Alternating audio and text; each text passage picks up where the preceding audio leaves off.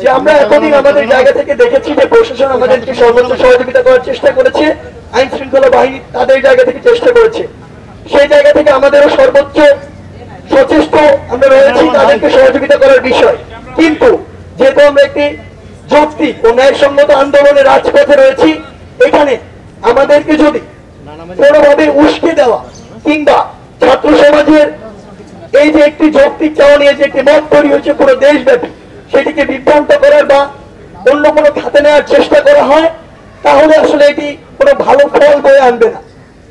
আমরা সবশেষে কুমিল্লা বিশ্ববিদ্যালয়ে যারা সমন্বয় করছেন তাদের সাথে কুমিল্লা জেলা পুলিশ এবং প্রশাসনের যারা রয়েছেন সকলের একটি সুন্দর সমন্বয় যেন গড়ে ওঠে, সেজন্য আমরা কিছু গুরুত্বপূর্ণ কার্যক্রম হাতে নিয়েছি এবং আমরা আশা করি যে এই ধারাবাহিকতা রক্ষা হওয়ার মাধ্যমে শুধু কুমিল্লা নয় বরং পুরো বাংলাদেশে আমাদের যে ন্যায়সঙ্গত যৌক্তিক দাবি সেটিকে সামনে রেখে আমাদের এই আন্দোলন ততদিন চলমান থাকবে যতদিন কোটার যৌক্তিক সংস্কার হওয়ার মাধ্যমে জাতীয় সংসদে কোনো আইন না পাশ হচ্ছে।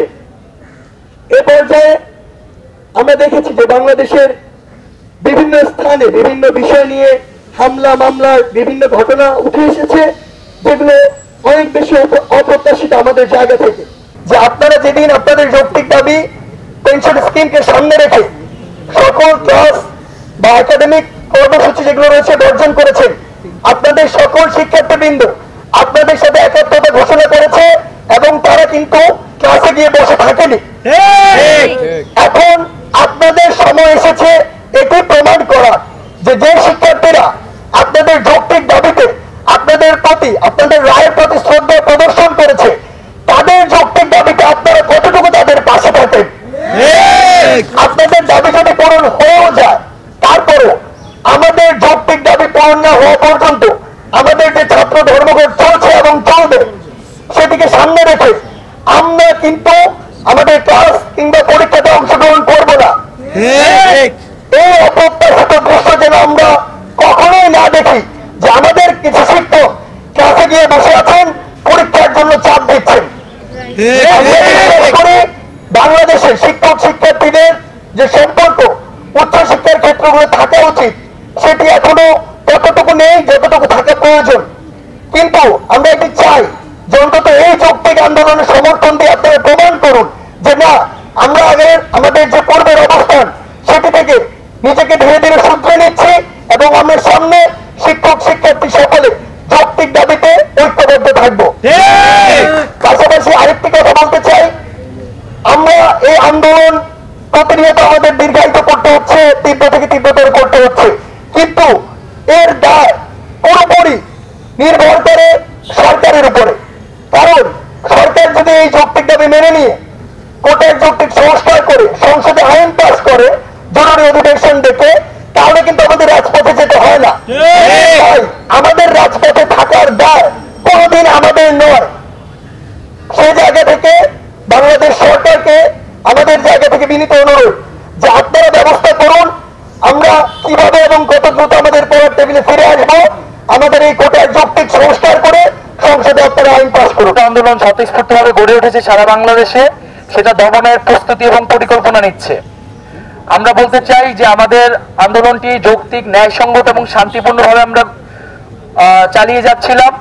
সরকারের উচিত ছিল প্রথম থেকেই শিক্ষার্থীদের সাথে আলোচনার পরিস্থিতি তৈরি করা এবং দৃশ্যমান পদক্ষেপের মাধ্যমে এই কোটা সমস্যা সংকট নিরসন করা, কিন্তু সরকার সেটি না করে এখন আন্দোলনকে আইন শৃঙ্খলা বাহিনী এবং বিশ্ববিদ্যালয় প্রশাসন, সরকার দলীয় ছাত্র সংগঠন এবং নানান শক্তির মাধ্যমে এই আন্দোলনকে দমনের একটি পরিকল্পনা এবং প্রস্তুতি গ্রহণ করছে। আমরা বলে দিতে চাই যে সরকারের এই ধরনের কিন্তু পরিকল্পনা সরকারের জন্যই বুমেরাং হয়ে দাঁড়াবে। আমরা 18 সালের অভিজ্ঞতা দেখেছি, আমরা চাই না এই ধরনের কোনো ধরনের অনাকাঙ্ক্ষিত ঘটনা ঘটুক, এবং যদি সরকার এই ধরনের কোনো উদ্যোগ গ্রহণ করে, অলরেডি যে সরকার শুরু করেছে, তার জন্য উদ্ভূত যে পরিস্থিতি হবে তার দায় কিন্তু সরকারকেই নিতে হবে। আমরা যে আমাদের ছাত্র ধর্মঘট সেটি কিন্তু অব্যাহত থাকবে অনির্দিষ্টকালের জন্য। আমাদের দাবি পূরণ না হওয়া পর্যন্ত আমরা ক্লাস বা পরীক্ষায় বসছি না, এবং শিক্ষকরা আন্দোলন শেষেও যদি ক্লাস পরীক্ষা শুরু করার চেষ্টা করেন তারপরে শিক্ষার্থীরা কিন্তু ক্লাসে ফিরে যাবেন না। ছাত্র যে মামলা করা হয়েছে, আমরা পুলিশের বক্তব্য আপনারা শুনতে পেয়েছেন যে সেদিন কিন্তু পুলিশ বলেছে কোনো ধরনের ক্ষয়ক্ষতি হয়নি। আজকে কেন হঠাৎ করে এই অজ্ঞাতনামা মামলা করা হলো সে বিষয়ে পুলিশের কাছে আমরা জবাবদিহি চাচ্ছি। এবং এখানে অজ্ঞাতনামা দেওয়ার কোনো প্রয়োজন নেই। এখানে কারা নেতৃত্ব দিচ্ছে এটা খুবই স্পষ্ট। ঢাকা বিশ্ববিদ্যালয়, জগন্নাথ বিশ্ববিদ্যালয়, সাতক্ষীরা সহ সারা বিশ্ববিদ্যালয়ের প্রতিনিধির মাধ্যমে কিন্তু এই আন্দোলন পরিচালনা করছে এবং আমরা আপনাদের সামনে উপস্থিত আছি। যদি মামলা দিতে হয় আমাদের নামেই যাতে মামলা দেওয়া হয় কথা থেকে বলে দিতে। এবং ছাত্র সমাজকে এই ধরনের মামলা হামলা দিয়ে কোনো ধরনের ভয় দেখিয়ে লাভ হবে না। আমরা আগামী 24 ঘন্টার মধ্যে এই মামলা প্রত্যাহারের দাবি জানাচ্ছি। এবং যারা বৃহস্পতিবারের রকেট কর্মসূচিতে বিভিন্ন জায়গায় হামলার সাথে জড়িত ছিলেন, পুলিশ বাহিনীর সহ সরকারদলীয় ছাত্র সংগঠন, তাদেরকে আগামী 24 ঘন্টার মধ্যে বিচারের আওতায় আনতে হবে। এবং আমরা উদ্বেগ প্রকাশ করছি, আমরা দেশের নাগরিক সমাজ, জনগণ এবং আন্তর্জাতিক মানবাধিকার সংগঠনের দৃষ্টি আকর্ষণ করছি যে এখানে শিক্ষার্থীদের আন্দোলনকে দমনের পরিকল্পনা করা হচ্ছে। শিক্ষার্থীদের গণতান্ত্রিক অধিকার, মানবাধিকার সংকটের মুখে পড়তে পারে। সেজন্য আমরা সকলের দৃষ্টি আকর্ষণ করছি যাতে সরকার এই ধরনের কোন ধরনের ঘটনা করার সুযোগ না পায়, সে বিষয়ে যাতে আমরা সকলেই সতর্ক এবং সচেতন থাকি। এবং আমরা বলতে চাই যে আমাদের যে আন্দোলন, সে আন্দোলন চলবে। আমাদের কর্মসূচিতে হয়তো ভিন্নতা আসবে, কিন্তু আমরা কিন্তু মাঠে আমাদের রাজপথে আমাদের উপস্থিতি জানান দেব। এবং যদি আমাদের দাবি আদায় না হয় আমরা বৃহত্তর গণ আন্দোলনের প্রস্তুতি নিচ্ছি। জনগণকে সাথে নিয়ে সমাজের সকল শ্রেণী পেশার মানুষ, স্কুল কলেজের শিক্ষার্থী সহ সকলকে সাথে নিয়ে কিন্তু এই আমরা আন্দোলনে নামতে বাধ্য হব। আমাদের এই আন্দোলন কিন্তু আমরা যে একজনের থেকে শুরু করেছি, আপনারা কিন্তু দেখেছেন এই আন্দোলনের জোয়ার কিন্তু কমেনি, বরং এই জোয়ার কিন্তু ক্রমে ক্রমে বাড়ছে। এই আন্দোলন বিশ্ববিদ্যালয় থেকে ছাড়িয়ে গিয়ে এখন জেলা, উপজেলা পর্যায়ে কিন্তু সমন্বয় কমিটি গঠিত হচ্ছে। প্রথম থেকেই এই আন্দোলনকে বারবার বিচারিক প্রক্রিয়ার সাথে জড়ানোর একটা চেষ্টা করা হচ্ছে।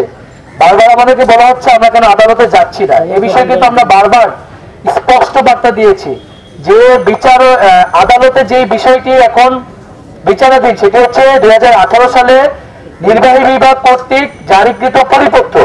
কিন্তু আমরা বলছি আমরা কিন্তু সেই পরিপত্রের প্রেক্ষাপটে কিন্তু আমাদের আন্দোলনটি নেই। আমরা পুরো আন্দোলনটি সামগ্রিক বাংলাদেশের কোটা ব্যবস্থা নিয়ে, সেখানে প্রথম, দ্বিতীয় শ্রেণী সহ তৃতীয়, চতুর্থ শ্রেণীও কিন্তু অন্তর্ভুক্ত।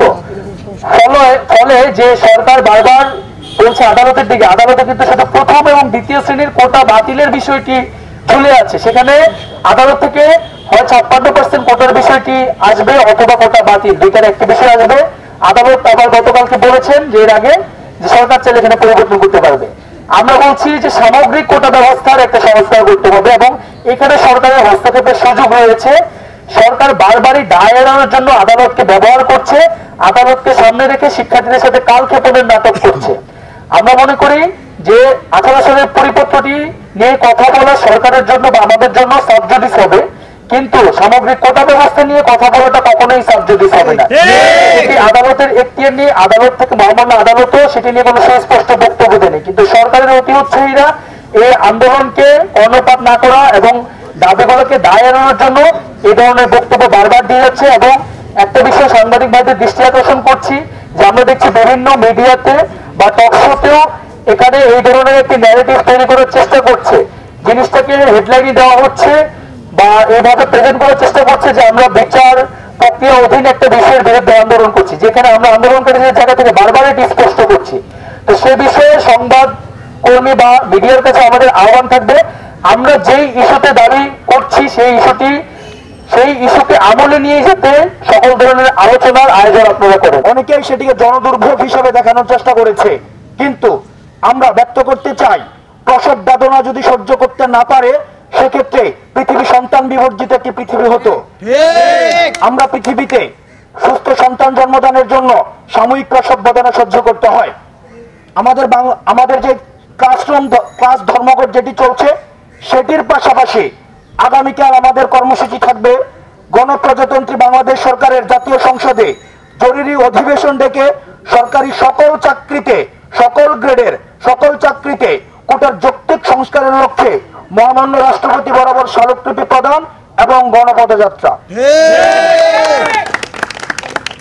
এই কার্যক্রমটিতে অংশগ্রহণ করবে ঢাকা সহ, ঢাকা বিশ্ববিদ্যালয় সহ, জগন্নাথ বিশ্ববিদ্যালয়, সাত কলেজ, ঢাকা কলেজ, শেরেবাংলা কৃষি বিশ্ববিদ্যালয় সহ ঢাকার আশেপাশে ঢাকাস্থ যে বিশ্ববিদ্যালয়গুলো রয়েছে, আমরা ঢাকার যে শিক্ষা প্রতিষ্ঠানগুলো রয়েছে, তারা আগামীকাল আমরা গণপদযাত্রায় অংশগ্রহণ করব এবং সেটি আমরা 3:30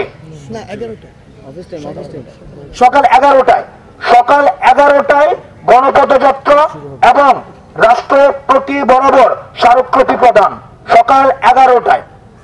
অন্যদিকে আমাদের এই গণপদযাত্রা এবং স্মারকলিপি রাষ্ট্রপতি বরাবর সেটি শুরু হবে ঢাকা বিশ্ববিদ্যালয় সেন্ট্রাল লাইব্রেরির সামনে থেকে, অর্থাৎ এই জায়গাটি থেকে। দ্বিতীয়ত, আমাদের এই কর্মসূচির পাশাপাশি সারা বাংলাদেশের অন্যান্য যত শিক্ষা প্রতিষ্ঠান রয়েছে, সকল শিক্ষা প্রতিষ্ঠান নিজ নিজ জেলা প্রশাসকের কার্যালয় বরাবর গণপদযাত্রা করে জেলা প্রশাসকের মাধ্যমে মহামান্য রাষ্ট্রপতি বরাবর স্মারকলিপি প্রদান করবেন। অর্থাৎ আমাদেরকে যে রাজপথে বারবার ঠেলে দেওয়া হচ্ছে, আমাদেরকে রাজপথে থেকে যেতে বাধ্য করা হচ্ছে, আমরা ছাত্ররা লজিক্যাল এন্ড কনস্ট্রাকটিভ সলিউশনের জন্য যতগুলো পথ প্রয়োজন আমরা ছাত্ররা সেই পথগুলো অবলম্বন করব।